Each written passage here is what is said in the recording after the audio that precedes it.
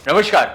યાદ છે ને એ અમદાવાદમાં સીસીટીવી વાયરલ થયા હતા તે ચોરી કરતી લોયલ સેલ્સ ગર્લ જેણે સીસીટીવીની સામે જ કળા કરી હતી અને કળા કરતાં કરતાં 1 કરોડ અને તેની ઉપર લગભગ 60 લાખ જેટલાનો માલ જે છે તે પોતાના કોટમાં શેરવી ગઈ હતી. આપણે વાત કરી રહ્યા છીએ અમદાવાદના એક જ્વેલરી શોપના સીસીટીવી ફૂટેજ જે ખૂબ વાયરલ થયા હતા અને ગુજરાત તકે જેના સમાચાર પણ આપ્યા હતા, પણ સમાચાર એ અધૂરા હતા.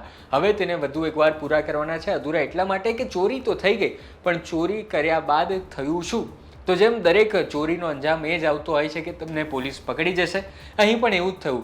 જે હર્ષિદા શેટ્ટી જે મુખ્ય આરોપી હતી, જેણે ચોરી કરી હતી, જે આભૂષણ જ્વેલર્સ જે છે ત્યાં જે 11 મહિનાથી કામ કરતી હતી, તેવી જ્વેલરી શોપમાં કામ કરતી સેલ્સ ગર્લ જે પોતાને ખૂબ લોયલ માનતી હતી, કહેવડાવતી હતી કે તે લોયલ છે, અને તેની સાથે દગો થયો છે. દગો કોણે કર્યો તો કે તેના બોયફ્રેન્ડે જ કર્યો છે.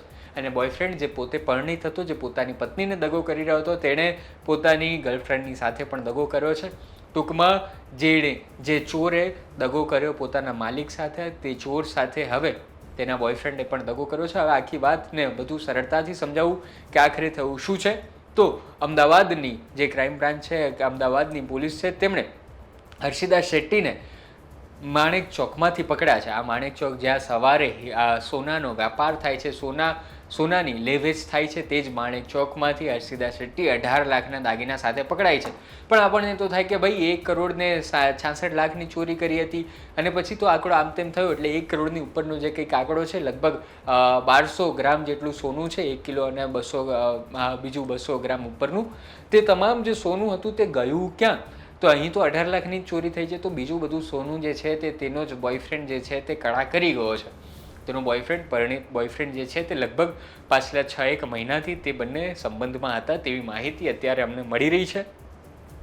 બીજી માહિતી એ પણ મળી રહી છે કે આ જે હર્ષિદા શેટ્ટી હતી તે લગભગ 11 મહિનાથી અહીં આ જ્વેલરી શોપમાં કામ કરતા હતા, અને તેમના બોલચાલની, રહેણીશરણીના કારણે, તેમના દેખાવના કારણે અને તેમની વાત કરવાની છટાના કારણે માલિક પણ પોતે અંજાઈ ગયા હતા, અને તેમને સારો એવો ફેસ બનાવ્યો હતો, અને જ્યાં જ્યાં કામ હોય ત્યાં ત્યાં તેમને મોકલતા હતા, અને થોડા જ સમયમાં તેમણે બધાનો વિશ્વાસ જીતી લીધો હતો.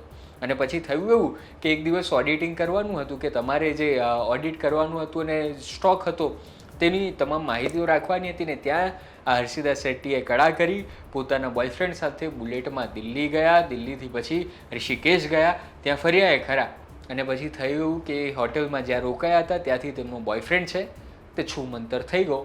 એ તો થતા થયો, પણ સાથે તેના આ જે જ્વેલરી હતી, જે હીરા હતા, સામાન હતા, તે પણ તે પોતે જાતે લઈ ગયો છે. આટલી માહિતી અત્યારે હર્ષિદા શેટ્ટીએ કહી છે.